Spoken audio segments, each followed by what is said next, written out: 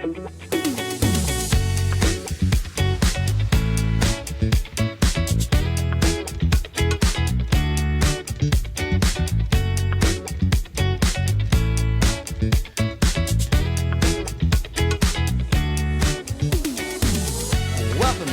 Strawn podcast. I am your host, Justin Strawn. We are back with another episode after a weekend of interesting sports happenings, an interesting weekend, nice little entertainment weekend. So we'll talk about a couple things there. So real quick, just to give you a heads up, if you are new to the podcast, which most of you will be if you're listening to this for the first time.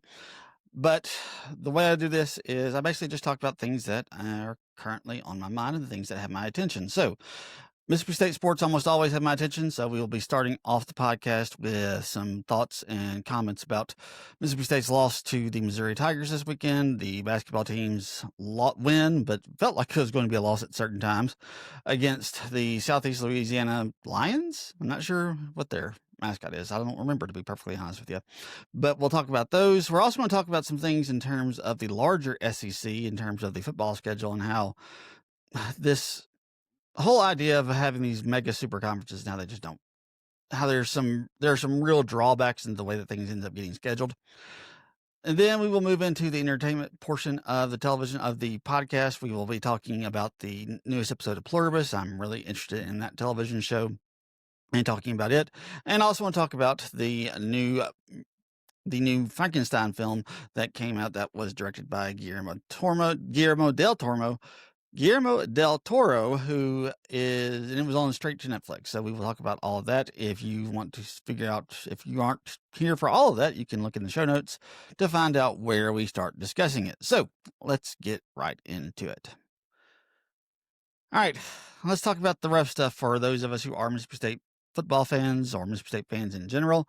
Mississippi State had a football game this weekend. We knew it was going to be rough. Obviously, Mississippi State came into the game 5-5, hoping to obtain bowl eligibility against the Missouri Tigers. And unfortunately, that was not the case.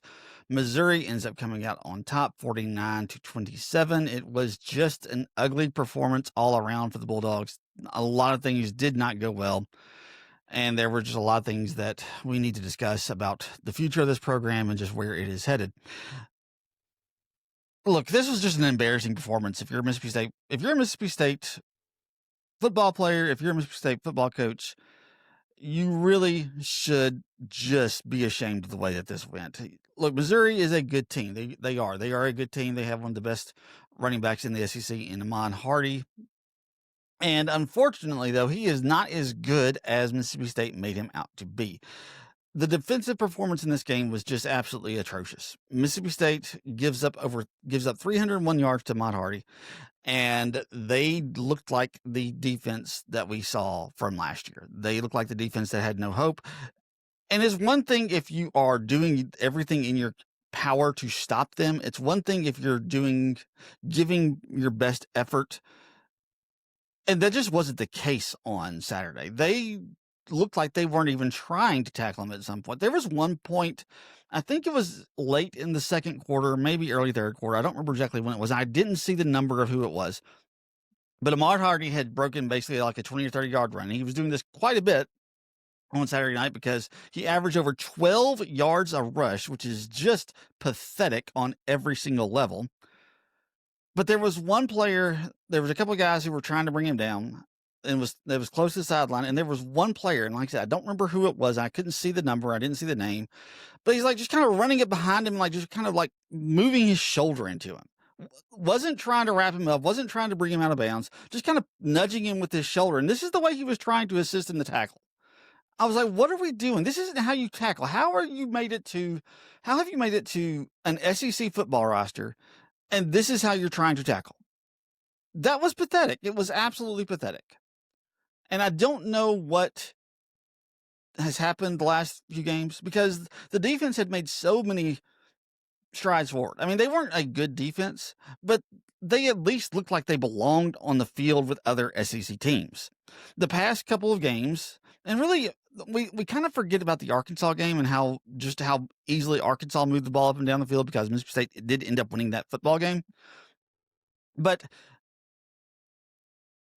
like I said, last year, they didn't look like they belonged on SEC field. The first few games, the first basically 8 games of the season, they did. They looked like they at least belonged in the SEC. They looked like they belonged, and they looked like they could actually do some things. There were some times when they looked like they were actually a good defense. The first 3 quarters of the Texas game, they were playing lights out defense, and they were doing amazing.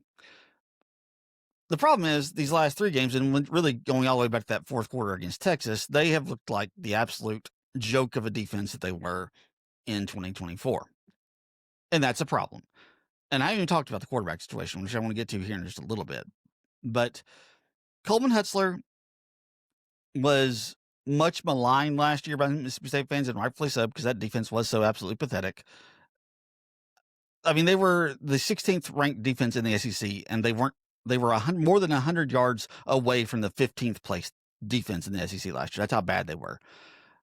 But you had to give them a lot of credit for the first 8 games because they were playing much better, and they didn't have just this massive influx of talent like one of the guys that they did bring in. What's his name? I can't remember his name, but the guy they brought in from Coastal Carolina that only played the first 2 games and got hurt. He was making a really big impact those first 2 games, but he got hurt, and this is kind of the way that we expected because he came in with those injury concerns. So it's not surprising that he went down. But like I said, they just didn't have they just didn't have this huge influx of talent on the defensive side of the football, and they were playing significantly better. So you had to give Coleman Hutzler a lot of credit for making this team better, and you were really pleasantly surprised. And you couldn't question Jeff Lebby for bringing him back for the first 8 games of the season. These past 3 games of the season, you're starting to see why Mississippi State fans were just so incredibly perplexed by the fact that Coleman Hutzler came back to the team this year, because they have been awful. The effort has not been there, and that is a huge red flag if you're observing a team from afar, is when the effort just isn't there. And the effort has not been there the past 3 games. Defensively, they've been run off the field the last 2 games. They at least did enough to win the game against Arkansas. But let's be honest, Arkansas is the worst team in the SEC. They're winless. They're probably not going to win an SEC game this year. Their best chance was this past week against LSU when they ended up blowing that game against the LSU Tigers. They're probably not going to win an SEC game this year. They just probably aren't. So this is the problem that you have with this defense. They are reverted back to their old form. They are giving up just huge chunks of yards. They're giving up way too many points. And the other issue is the offense. And let's just go ahead and start talking about the offense, because I don't know what Jeff Lebby is doing. I don't. It's one thing, like when Dan Mullen's offenses were struggling, when he had issues moving the football, you at least knew what he was trying to do. You knew he was he always had a mobile quarterback who could run just as much as he could pass, maybe even more so, especially with like Nick Fitzgerald and Chris Relf. They ran the ball much better than they threw the football. So you knew that he was going to use a mobile quarterback. He was going to he was going to try to be balanced on the run and the pass. And you always could kind of see what he was trying to do. This past weekend, and in really the last couple of games, I don't know what Jeff Lebby's offense is trying to do. I mean, the idea behind the veer and shoot is basically we want to establish a running game. And as we establish that running game, we want to bring the defense in, have them load up the box, and then try to hit them over the top when they start to overprotect against the run. That's what you're trying to do in what's called the veer and shoot offense. And unfortunately, right now, I don't know what it is that Mississippi State's trying to do, because this past game and the last couple of games, the deep ball has not been there because they're not running the football. There is absolutely zero reason why Blake Shapen should have more rushing attempts than Davon Booth and Fluff Bothwell combined. There is no reason for that. There's none. I mean, you cannot excuse that. I don't care the fact that it is these are the reads, and that's the reads that Blake Shapen is seeing. I don't care that that's the case. Then you need to coach him better, and you need to make better calls. That way he is not having to make the read that he is the option, that he is the one that needs to get the most carries on the team. Because if that is the case, your offense sucks. That's just the cold, hard, honest truth. If your offense is leading us to have your quarterback who is not that mobile, not that fast, he's an okay athlete. He's not spectacular. I mean, he can move a little bit, but your better running options are by far, when those three are out on the field, are by far Davon Booth and Fluff Bothwell. It shouldn't be Blake Shapen getting the ball as much as he is getting it. It shouldn't be him calling his own number as much as he is getting it. And if you can't figure out a way to make him get the ball into somebody else's hands more often, that is on you, Coach Levy, and you have got to figure it out. And I don't know what you're doing. Because if it's going to be the fact that in this offense that the appropriate and correct read is for the quarterback to keep the ball as much as he is, then you need to play Kamario Taylor. I don't care what you say about trying to bring his development along. I don't care. You are doing something really dumb and really stupid by continuing to put Blake Shapen out there, who is not that talented of a runner, and having him have to call his own number time and time and time again, and not give it to your running backs who are incredibly talented, and when they've had the opportunity, have shown that they can make some plays. What are you doing? None of us can figure it out. And you keep insisting on putting the less talented player out on the field when he can't do anything, and he can't succeed in the offense in the way that it currently is orchestrated. And yet you still want to run him out there. And I hope that this is not the case. I was listening to Thunder and Lightning this morning, and I was listening to Robbie, who mentioned, because this is one of the things that Brian was talking about.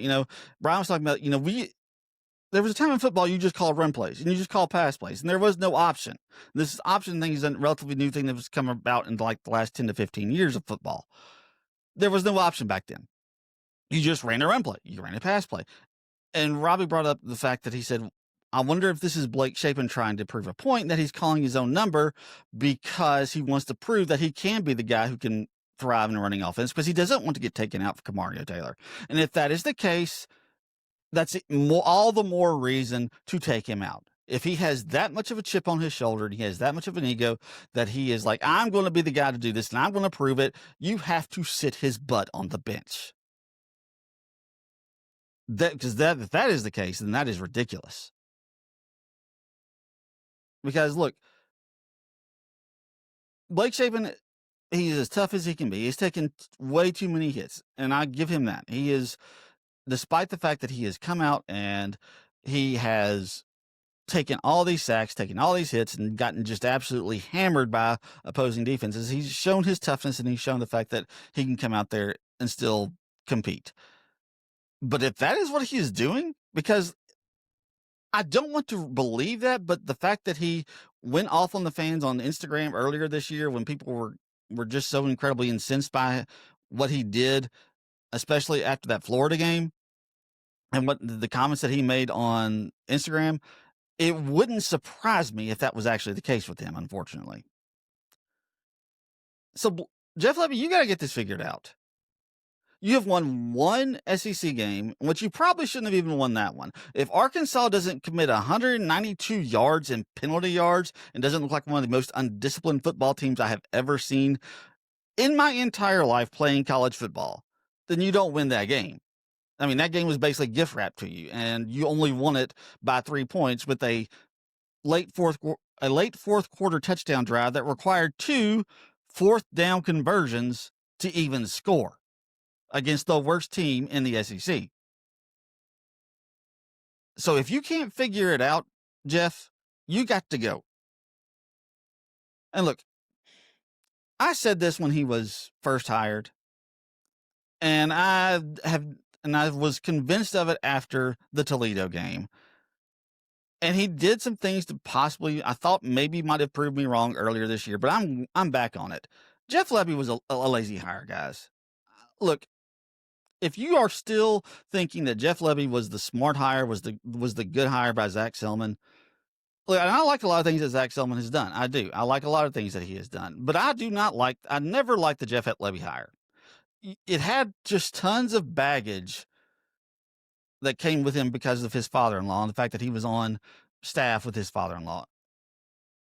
And if you don't know who his father-in-law is, that's Art Briles and everything that happened at Baylor. So he came with baggage for that very reason. But I firmly believe that this was just, there was always talk about, we had a national search and we did all these, and we looked at all these candidates. No, you didn't. As soon as Jeff Lebby got done at Oklahoma in 2023, like 2 days later, he was hired. You knew who you were going to hire all along because it was the guy that you knew you could get. And it was the guy you knew that you could get because he came from the school that Zach Selman was at, which was at Oklahoma. So he just brought him over. There was no search for this, guys. Did they interview some other people? I'm sure they probably did. I'm sure they probably reached out to some other agents. I'm sure they did that just so that they could say that they did. But there was no serious search here. They went and got the guy they knew they could get. And his offense, and I tweeted this out on Saturday during the game. I'd heard people say things like, Jeff Lebby offense can get you 40 yards when you don't need it, but can't get you 3 when you do. I understand this completely now because I didn't understand what that meant when I heard it when we first hired Jeff Lebby. Because, the offensive numbers looked just absolutely gaudy coming into when he was coming out of Oklahoma. They looked absolutely gaudy. But what that means is basically, you get a 40-yard play when you're on the 20-yard line or a 50-yard play when you're on the 20-yard line. But when you get down to the point where you got to get 2 or 3 yards when it's 3rd and short, 1st and goal from the 2 or 3, and you can't get it in the end zone, or you can't get that first down because it's a short yardage play and you don't have really creative play calls and you don't have the ability to get those short yardage plays just because of the way that you run your offense. We saw that in full effect on Saturday night. They had 7 plays after an interception. They drive down inside like the 2 or 3 yard line of Missouri.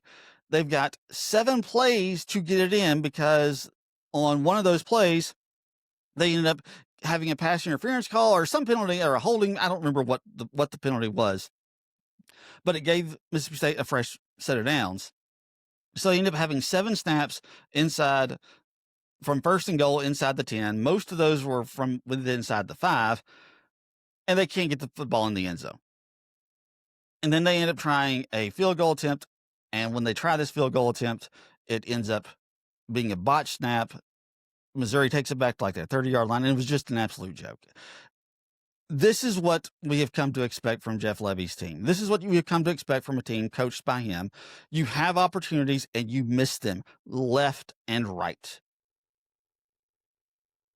I mean, this team is not mentally tough. They're not physically tough. That's just the thing that just really drives you crazy.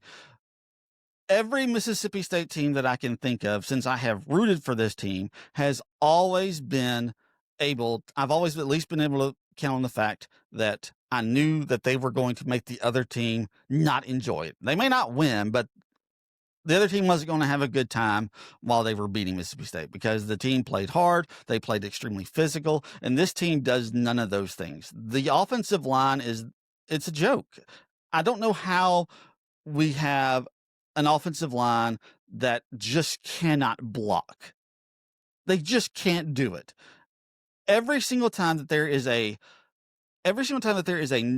obvious passing down, 3rd and 7, 3rd and 8, 3rd and 9, something like that, the Missouri defense just pinned their ears back. They came and they got him. They got Blake Shapen every single time, which continues to make it more and more annoying and more frustrating that they don't put Kamario Taylor in for those very reasons.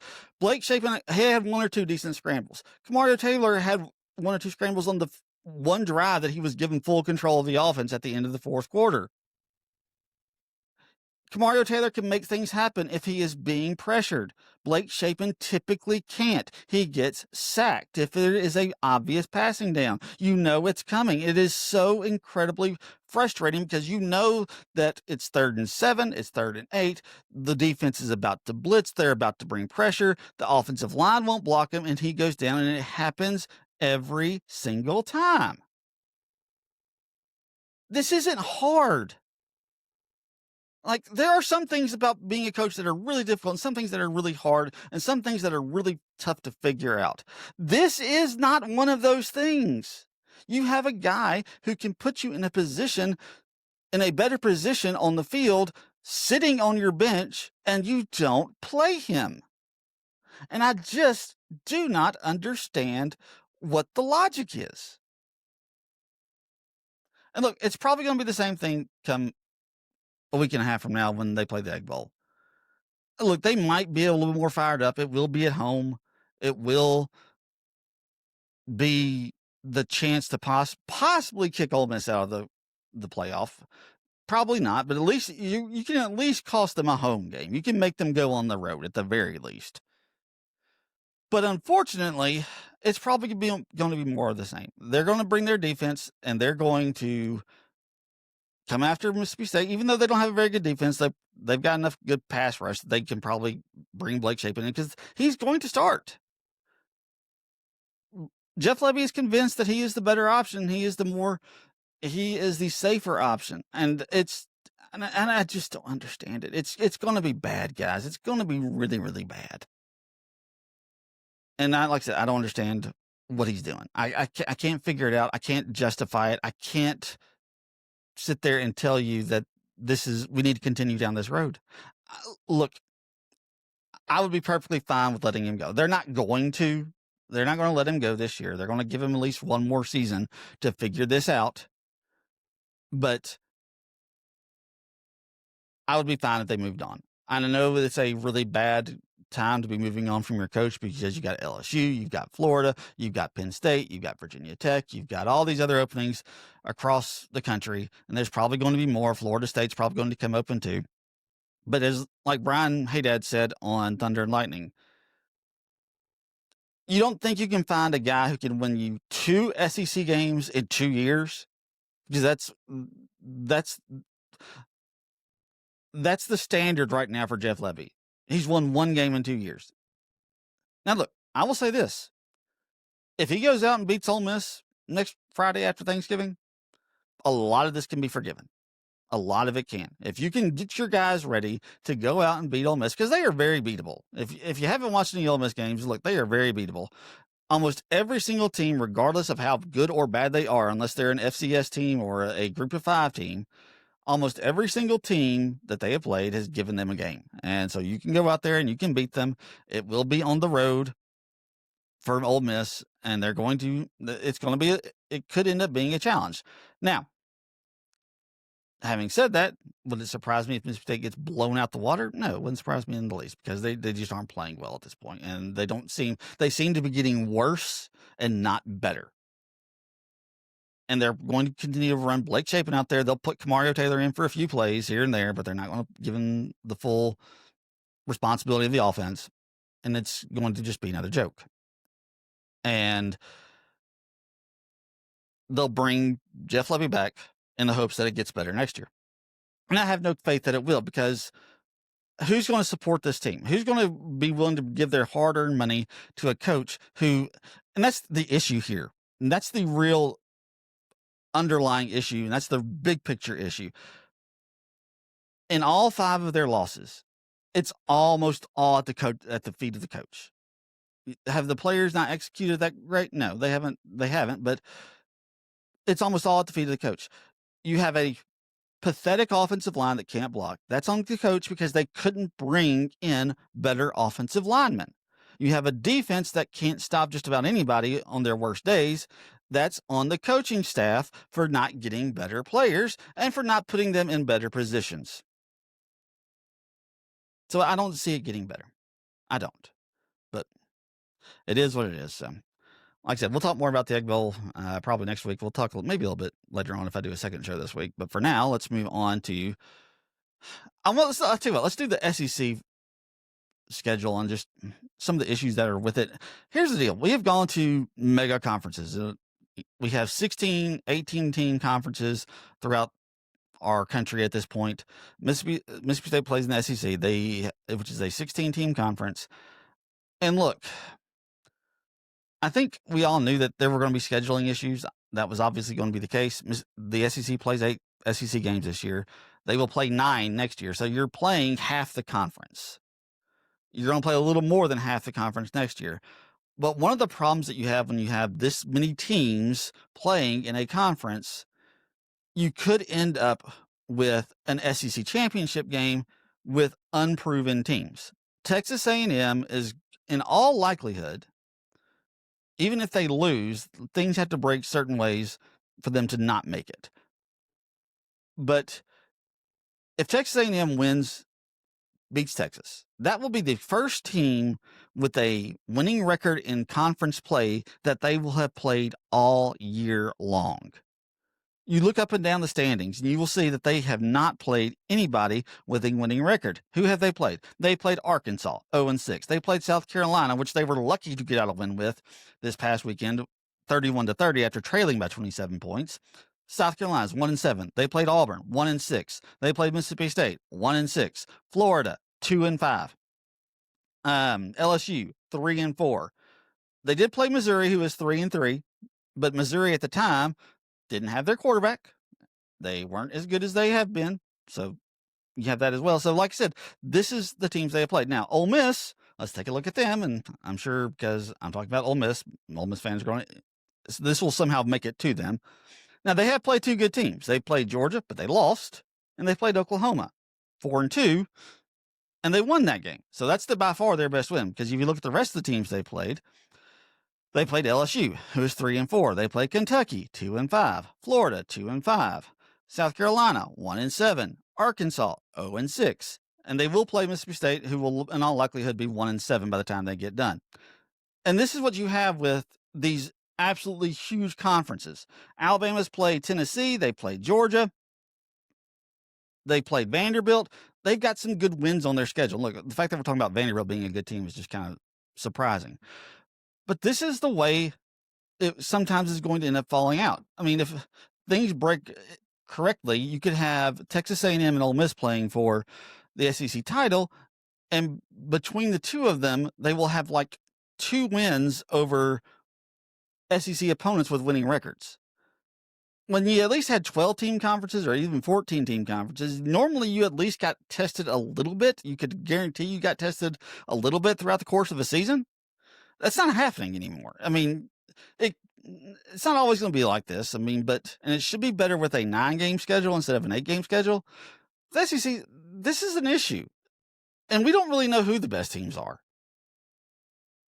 Look, I think it's honestly Georgia and Alabama, and there's still a very decent chance that both those teams end up in the SEC championship game. You need some things to break certain ways for that to happen. But in all likelihood, it's probably going to be Texas A&M and somebody else. And like I said, I don't think that Texas A&M is a good team. They really are. They beat Notre Dame, which was really good.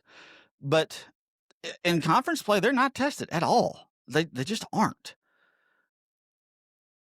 And like I said, Ole Miss for the most part isn't either. They did play 2 good teams, but they only won 1 of them.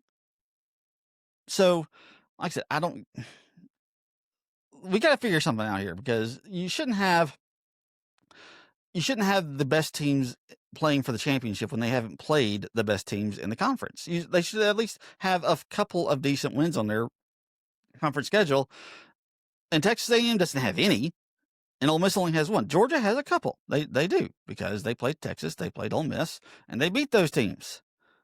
Alabama has a couple. They played Vanderbilt. They played Georgia. They played Tennessee. Georgia's played Tennessee too.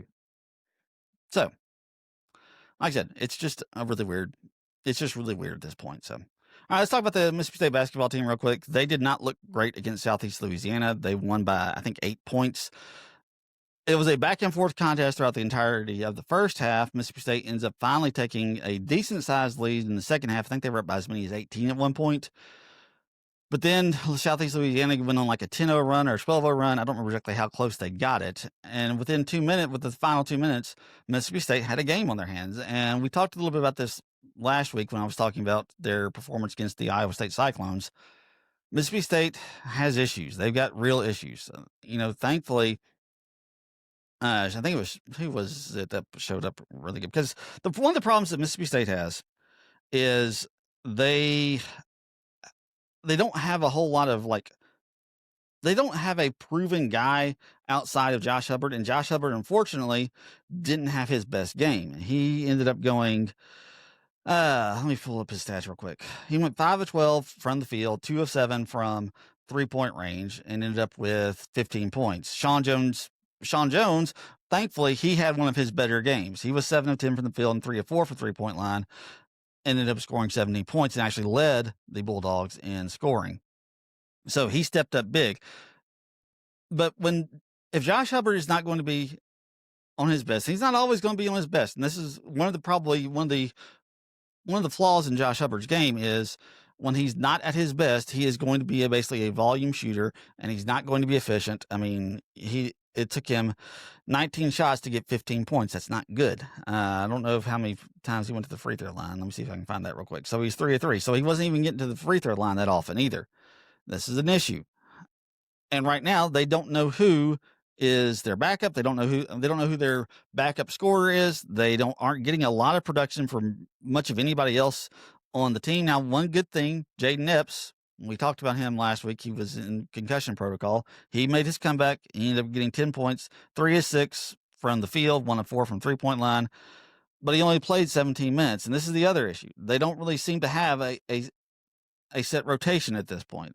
They did get 31 minutes, 32 minutes from Sean Jones. They got 27 minutes from McGee, but that's about it. They've got to figure out their rotations. I said this after the Iowa State game, and I still believe it for the most part. I think this team will eventually be fine. I think they will eventually be okay. I think there's enough talent on this team that the coaching staff will figure this out, and Chris Jans is a good coach, and I think he will get it. I think he'll get this team, the ship righted on this thing.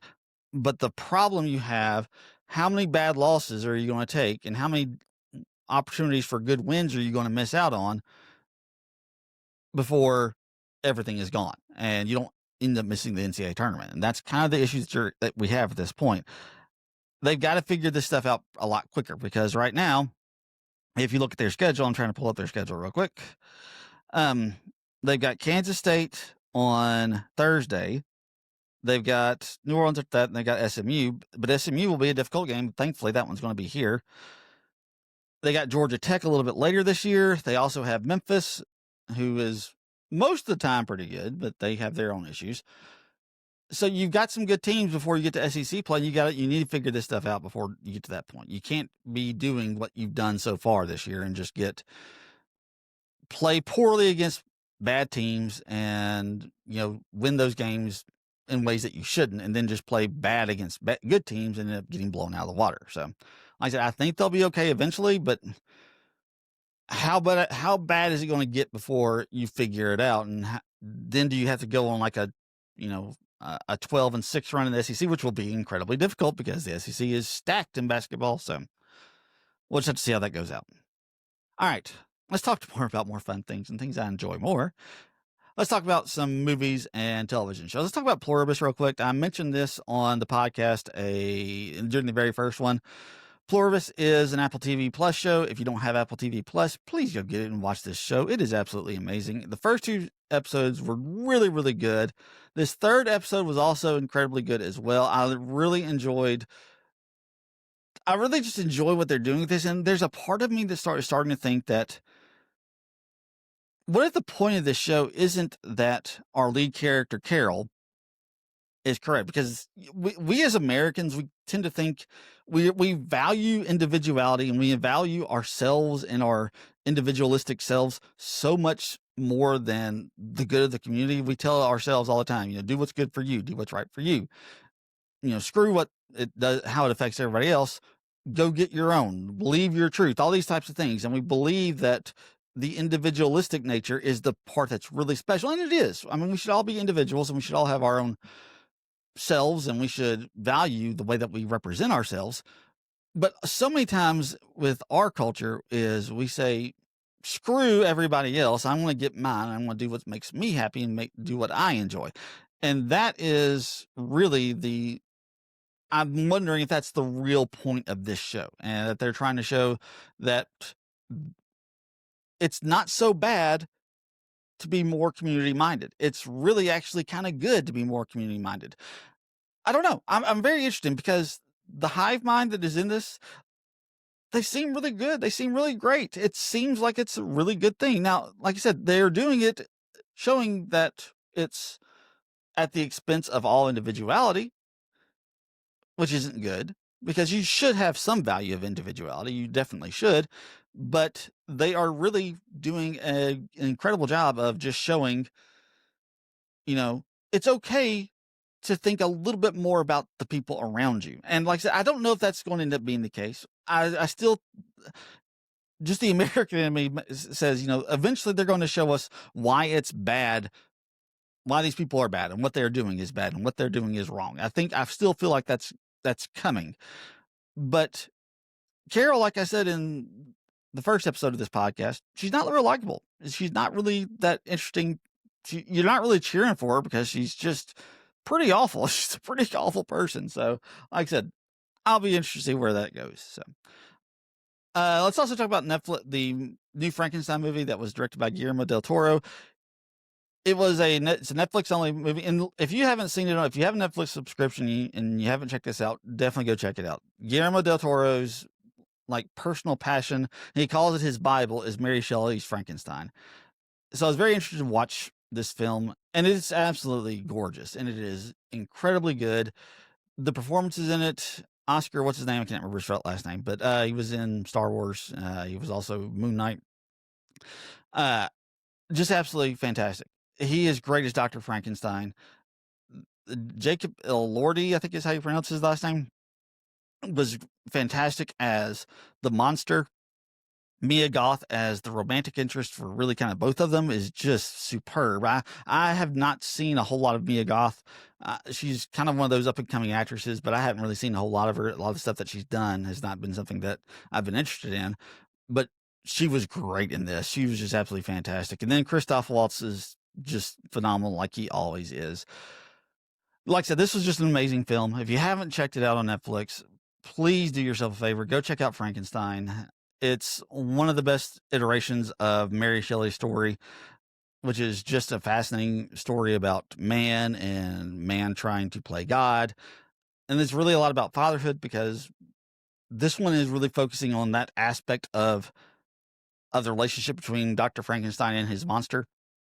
It's just a really beautiful film. Guillermo del Toro is one of the best horror directors to ever exist because he makes not only good horror films, but he makes incredibly artistic horror films. He doesn't just go for cheap scares. He doesn't just go for cheap storytelling tricks. He actually wants to tell a story and craft a story that takes place inside of a scary story, inside of a horror film. So like I said, it's just an absolutely amazing film.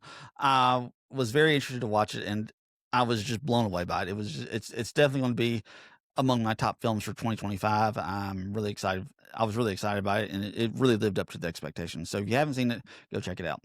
The other thing I want to talk about real quick, we have a big event coming up next weekend, and I want to be trying to rewatch as much of it, the previous 4 seasons, as I can. My favorite show will be debuting its 5th season, the first volume of its 5th season. That is Stranger Things. Stranger Things season 5 comes out in November 26th. And like I said, I want to do my best I can to rewatch as much of the previous 4 seasons before that takes place. I love Stranger Things. Look, I know they have issues because of the fact that these kids who are supposed to be like sophomores in high school by the time that this 5th season takes place, they're all like in their mid-20s. So I get there are issues, and it's just the nature of this show and the fact that it takes so long for them to actually make the seasons. But I love Stranger Things. I'm really excited for this final season. I finally get some answers about some things that we haven't gotten answers about, what the actual Upside Down is, Vecna, and more about him and how things have evolved there.